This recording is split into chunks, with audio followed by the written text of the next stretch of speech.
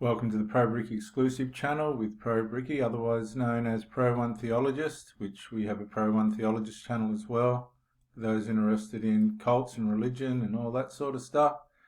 Subscribe, ring the bell, like and share the video. Let's do it, guys. On this episode of I Am So Tired of Men, I would love to talk about why do men make fun of women for having interests? I think it's good for women to have interests. It gives you the opportunity to have some distance between each other, which is healthy. And the ones that probably do make fun of women having interests are probably insecure. People make fun of women for liking anything. The moment a woman is like, yes, I love astrology, you're like,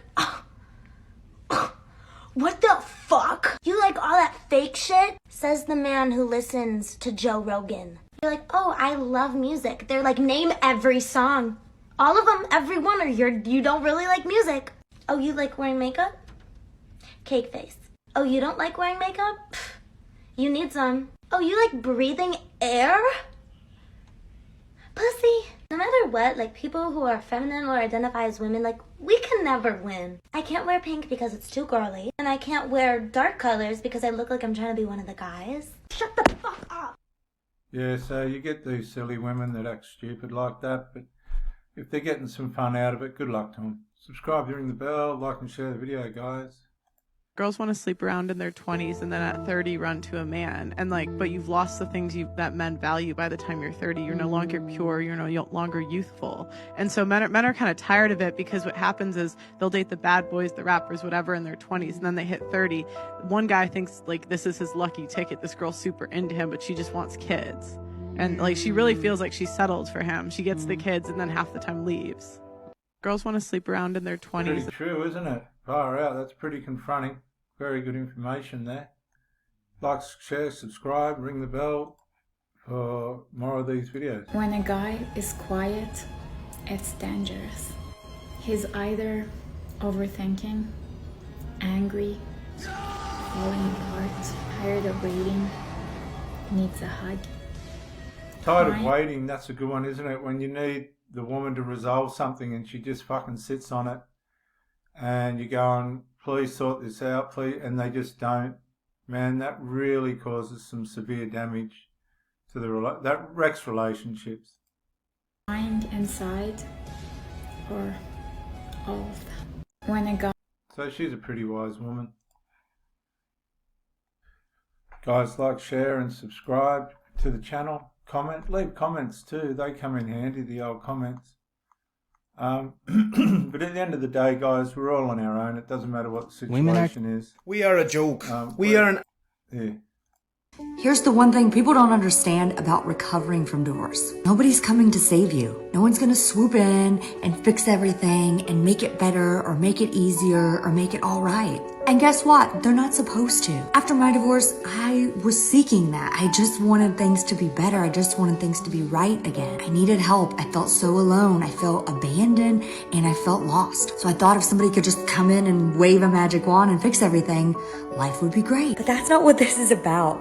This time is about being broken down so you can rebuild. This is your chance to be the bigger, better, stronger, more fulfilled you. But you can't do that if you just keep going down the same road. So the brokenness from divorce is really a blessing, and it's all up to you with how you deal with it. My advice is to stop looking for someone to save you and save yourself.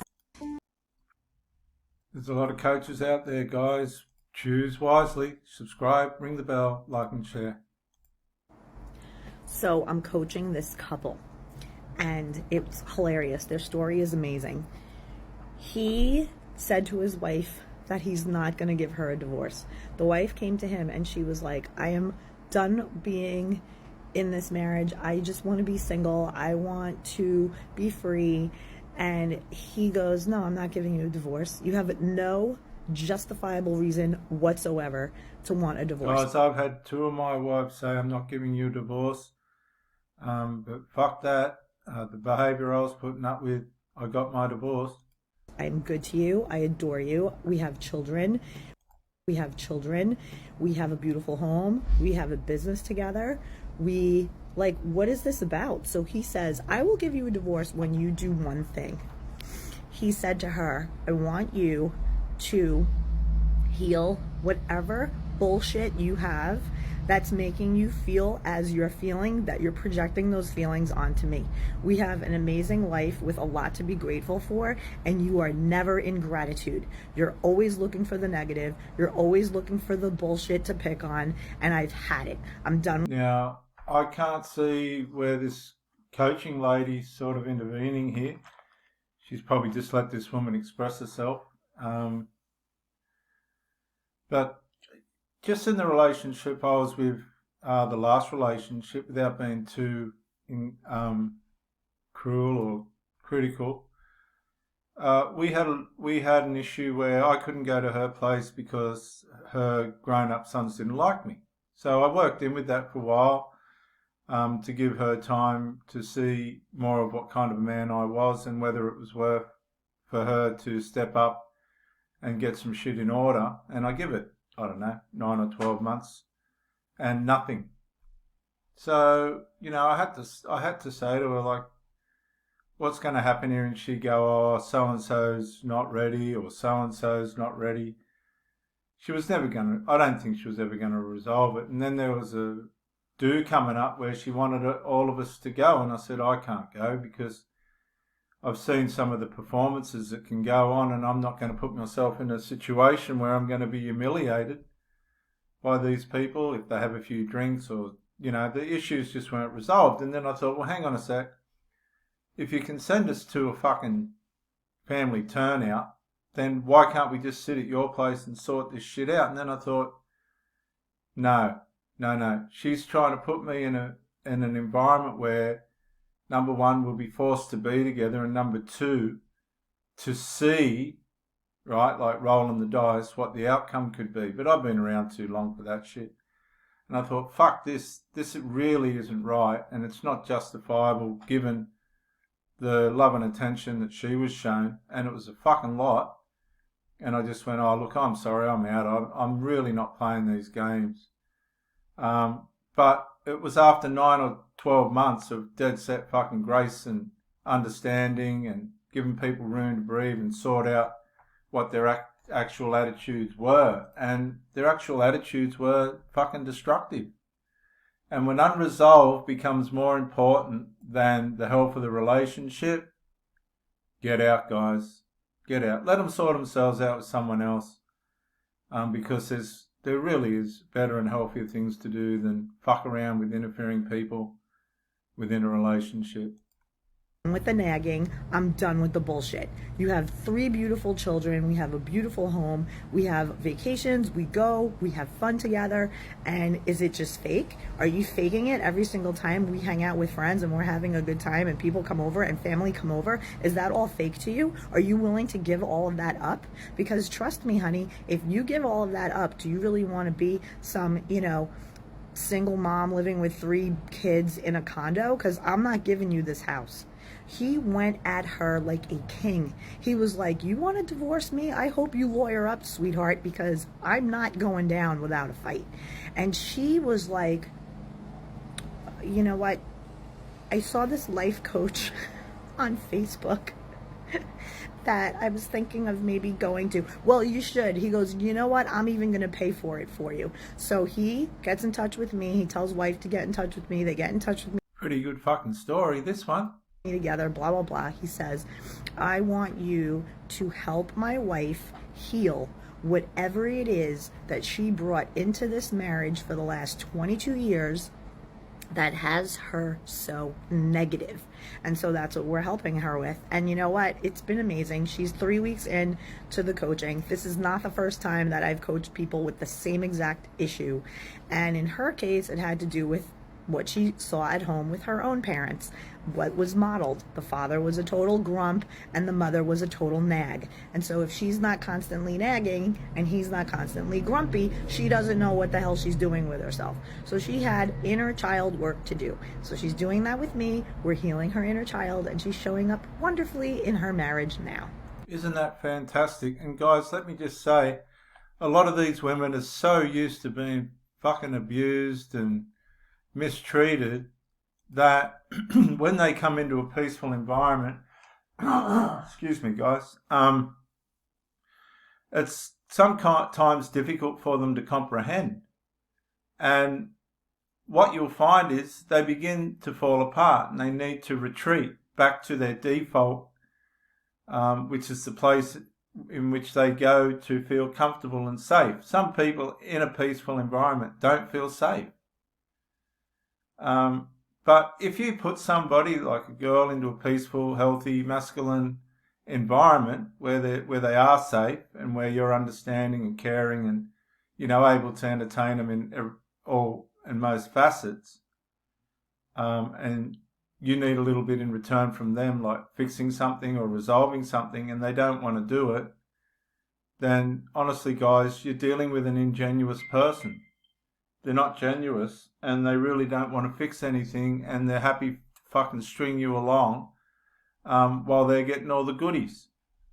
You know, sometimes the pro-bricky exclusive, pro-bricky, pro-one theologist vein of thought seems very difficult and very abrasive. But if you look under the surface, it's about getting to the root. It's about making a clear pathway. It's about, you know, caring about the people around you enough to clear the shit out of the way, teaching them to do that themselves, and then understanding that things take time. But if things take fucking, you know, more than a month or 2, 3, 4, 5, 6, 7, mate, you've shown enough of yourself to be able to say, look, obviously some of your values are more important than where we need to go together for the health and benefit of each other in this relationship. And guys, without, you know, before you do your block or get upset, which is where you usually end up, something will jump out at you and just fucking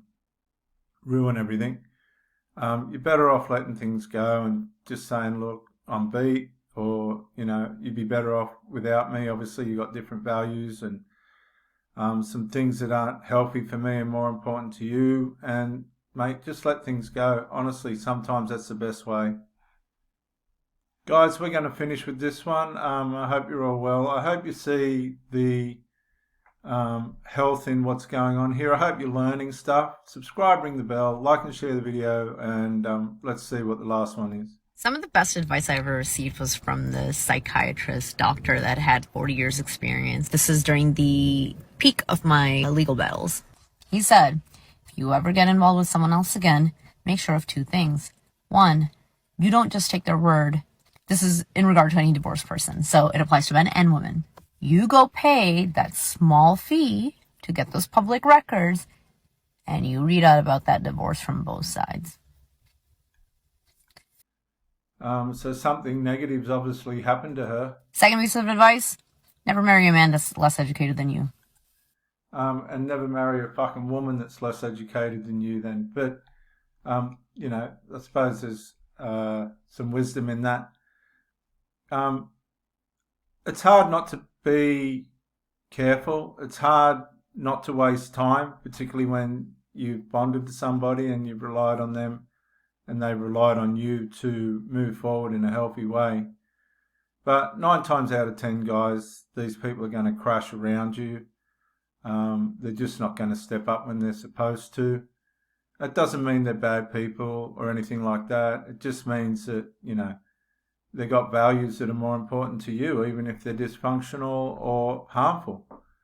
And you just got to let these people go. It's no good you getting driven to the point where you're angry or sad or upset, because that's usually where it's going to end up. And guys, we just recommend that you know, be fair, be gracious, don't cause division, be loving and kind. And if you're at the angry point, it might be time for you to, if you've already tried to resolve and you haven't been able to let some things go. Subscribe, ring the bell, like and press the subscribe button. Don't forget to comment, guys, and we'll catch you on the next one.